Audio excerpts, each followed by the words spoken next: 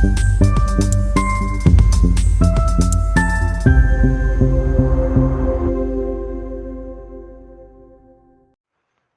और इजराइल के बीच बढ़ते युद्ध के हालात के चलते यहां पूरी दुनिया में चिंता का माहौल है। वहीं लखीमपुर खीरी जिले के 55 श्रमिक जो इजराइल में कार्यरत हैं, उनके परिजनों की चिंता भी स्वाभाविक है।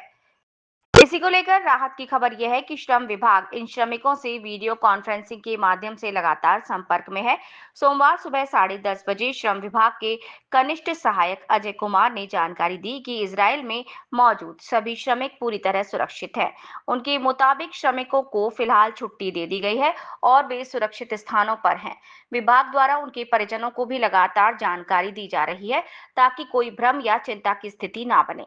अजय कुमार ने ये भी बताया कि इजराइल जाने वाले श्रमिकों के दूसरे चरण में 99 लोगों का चयन हुआ था, लेकिन उनमें से वास्तव में कितने लोग भेजे गए इसकी पुष्टि अब तक राष्ट्रीय कौशल विकास निगम NSDC से नहीं हो पाई। वर्तमान में इजराइल में रह रहे श्रमिकों ने श्रम विभाग को बताया कि वहां युद्ध की स्थिति गंभीर है, लेकिन वो सभी अभी तक सुरक्षित हैं और उन्हें जरूरी सुरक्षा इंतजामों के तहत राहत दी।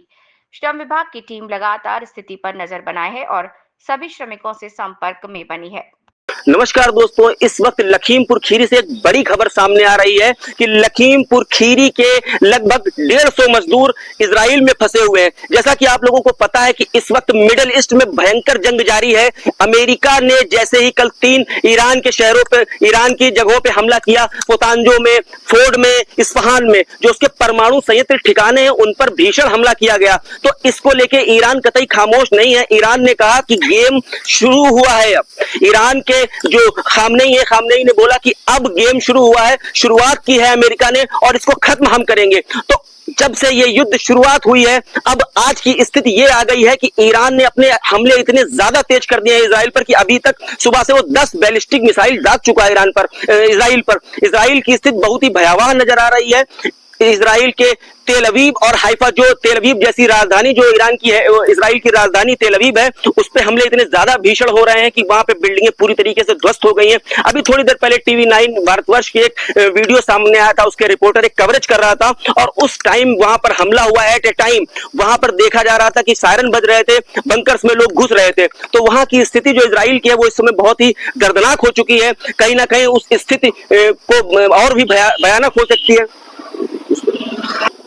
स्थिति कहीं ना कहीं और भयानक नजर आ रही है कि हो सकता है कि रात में हमले बढ़े, क्योंकि जो ईरान के प्रॉक्सीज हैं वो खामोश नहीं बैठेंगे। जो ईरान पर हमला हुआ है उसको लेके उनके प्रॉक्सी संगठन जो है वो भी खामोश नहीं बैठने वाले। जैसे कि उत्तर कोरिया ने साफ कर दिया था कि मैं न्यूक्लियर देने के लिए तैयार हूं ईरान को, या रूस ने भी इस हमले की कड़ी निंदा की थी। और आज यही UN का बयान आया है। UN ने भी कहा है कि अमेरिका का युद्ध में हस्तक्षेप बहुत ही खतरनाक है और कहीं ना कहीं ये स्थिति जो पैदा होगी वो बहुत ही खराब स्थिति पैदा हो जाएगी मिडिल ईस्ट के लिए। UN का सीधा बयान आया था। UN ने अपने बयान में कहा कि यह स्थिति बहुत ज्यादा भयावह हो सकती है, अमेरिका को युद्ध से दूर रहना चाहिए। लेकिन डोनाल्ड ट्रंप ने नहीं माना और उसके बाद वो स्थिति आ चुकी है कि हो सकता है ये वर्ल्ड वॉर हो जाए, क्योंकि सारे प्रॉक्सीज जो है वो एक्टिव है। वहीं लखीमपुर खीरी के लगभग 150 से ज्यादा मजदूर NSDC के थ्रू इजराइल गए थे। वहां पे हालांकि बात हुई, एक कनिष्ठ सहायक है अजय कुमार जी, उन्होंने बताया कि वो उनके परिजनों से उनकी बात हो रही है, बाकायदा वीडियो कॉलिंग पे बात हुई है, वो सुरक्षित महसूस कर रहे हैं। लेकिन जो सुरक्षा का मसला यह है कि इस वक्त इजराइल की स्थिति ऐसी नहीं है कि वहां पे भारतीय नागरिकों को रखा जाए। 150 से ज्यादा जब लखीमपुर के मजदूर वहां पे हो सकते हैं तो आप अंदाजा लगा सकते हैं कि भारत के कितने मजदूर इजराइल में इस वक्त होंगे। और इजराइल को जो तेल अवीव और हाइफा की स्थिति है वो बहुत ज्यादा दयनीय हो चुकी है, बहुत ज्यादा खराब हो चुकी है। तो इंडियन गवर्नमेंट को चाहिए, जैसे ईरान से एक जत्था रवाना हुआ था इंडिया के लिए भी कुछ दिन पहले, अपने नागरिकों को सुरक्षित निकाला था इंडिया ने, वैसे ही अब इंडिया का फर्ज है कि इजराइल से भी अपने नागरिकों को सुरक्षित निकाले। हालांकि अभी उन्हें कोई दिक्कत नहीं है, उनसे बातचीत में उन्होंने बताया कि हम लोग बिल्कुल सुरक्षित महसूस कर रहे हैं, लेकिन स्थिति भयावह हो सकती है।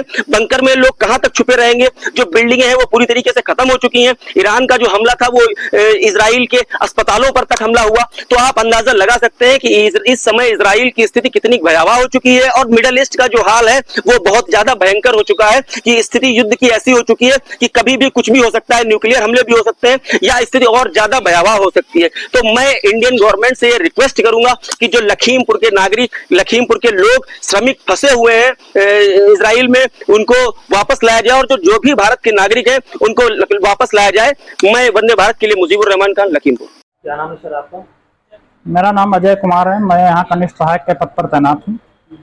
सर कुछ लोग मजदूर गए थे यहाँ अपने यहाँ से, उनका डेटा क्या है, क्या उनकी स्थिति है? हमारे यहाँ विभाग के माध्यम से पहले राउंड में जो श्रमिक भेजे गए थे उनकी संख्या 55 थी। 55 श्रमिकों को जो है पहले राउंड में भेजा गया था। दूसरे राउंड में 99 श्रमिकों का सिलेक्शन हुआ था, जिसमें से कितने लोग भेजे गए हैं ये सूचना हमें एनएसडीसी के माध्यम से प्राप्त होनी थी, जो कि अभी प्राप्त नहीं हो पाई है। तो एक्चुअल में जितने लोग फिलहाल भेजे गए थे, लगभग श्रमिकों से हम लोग संपर्क में रहते हैं। वहाँ इस समय जो कि युद्ध का माहौल जैसा है, उसमें कोई अभी तक जो है जो जानकारी आई है श्रमिकों द्वारा प्राप्त हुई है बातचीत के माध्यम से, उसमें कोई डर का माहौल नहीं है। सभी लोग सुरक्षित हैं और हम लोग लगातार संपर्क बनाए रखे हैं और ये भी निर्देश दे रहे हैं उन लोगों को कि अगर ऐसी कोई स्थिति आती है तो हम लोगों को भी सूचित करें, ताकि हम प्रशासन को, जिलाधिकारी महोदया के माध्यम से प्रशासन को जो है तुरंत सूचित कर सकें। इंडियन एम्बेसी के लिए कुछ कहा जा रहा है कि वहाँ की उससे संपर्क किया जा रहा है? हाँ, अगर ऐसी कोई समस्या होती है तो इंडियन एम्बेसी जो है हर देश में जो है, हर देश का अपना एक दूतावास होता है।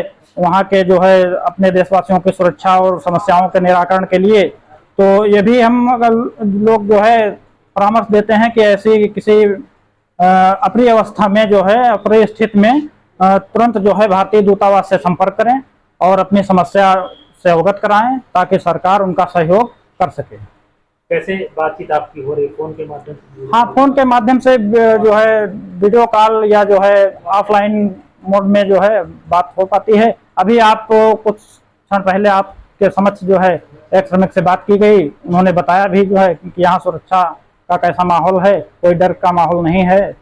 तो इस प्रकार जो है हम लोग कोशिश कर रहे हैं कि श्रमिकों से लगातार संपर्क बनाए रखें और जो उस समय की स्थिति है उससे जो है उनके परिवार वालों को भी अवगत करा सकें, और अगर कोई ऐसी स्थिति होती है तो हम लोग तत्काल जो है प्रशासन को भी अवगत करा सके, ताकि उस पर उचित कार्रवाई की जाए।